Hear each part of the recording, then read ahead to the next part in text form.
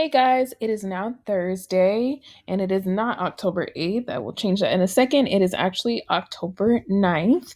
And we're continuing with Helen Keller. So, yesterday we talked about text structures, we talked about nonfiction text and the types of nonfiction text. So today we're actually going to dive into our nonfiction text about Helen Keller. And we're going to chunk this, like I said yesterday, we're going to break it up. So we're going to read a portion of it today and a portion of it tomorrow.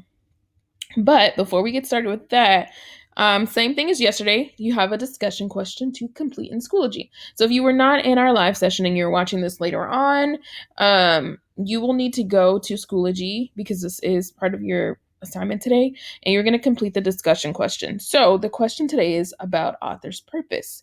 So in the discussion, you're going to answer the following questions. The first one is, what is author's purpose? Second, why do we need to know why the author wrote a text? And then third, what are some different ways that authors show their purpose? Once again, if you're not sure what author's purpose is, put that in the chat. I'm not really sure what author's purpose is, but I think it's this. Take a guess. There's not going to be any right or wrong answers because we want to know what you know. That way, we know what we need to teach you. So don't be shy. Go ahead and go into Schoology right now and answer that discussion question. And then when you are done, come back to this video. Okay, welcome back. So now that you've kind of guessed at what author's purpose is, let's talk about it. So, author's purpose is basically who wrote this text? Who is the person that wrote this text? Who is the intended audience? Is it meant for teenagers who are in high school? Is it meant for older adults that are learning new technology? Is it meant for people who are deaf and blind or have disabilities? Is it meant for people who like video games? Who wrote this text and who is the intended audience? So when you're reading a text, a nonfiction text specifically, if you're reading a text about video games, the intended audience is not going to be someone who doesn't like video games. It's going to be people who like to play video games. So that's what we mean when we say intended audience.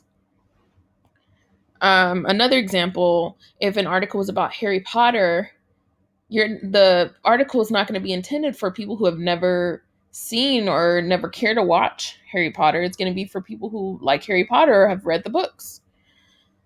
Author's purpose is also what the purpose is for this information. So, what is the purpose of this information? Why are you telling me this about Harry Potter? Why are you telling me this about teenagers struggling with distance learning? Why are you telling me this about new video game can help with learning, whatever the case may be? Why are you telling me this? That's another part of author's purpose. Also, why is the information presented and organized in this way? So why does the author write it this way? Why does he use these type of words instead of these type of words? Why does he organize his writing in this order?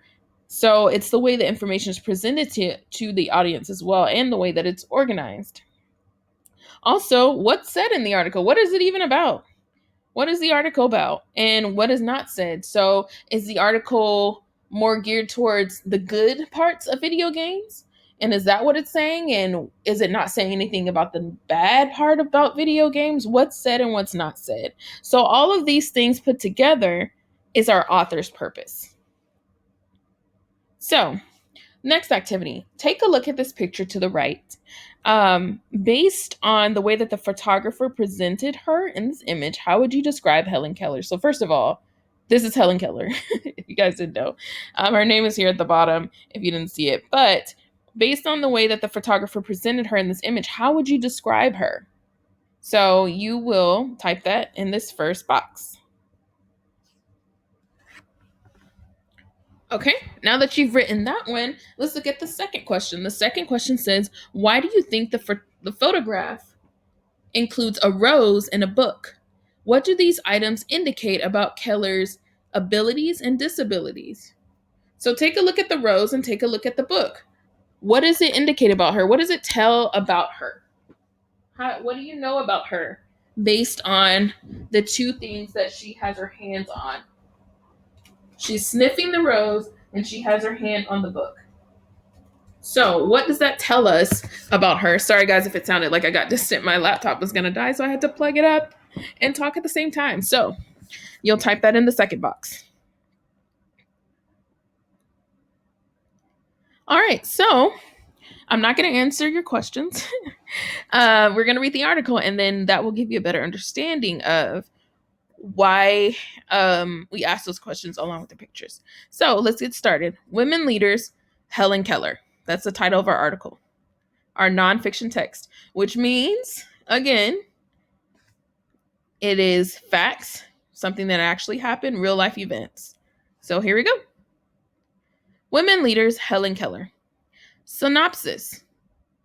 Helen Adams Keller was born on June 27, 1880 in Tuscumbia, Alabama.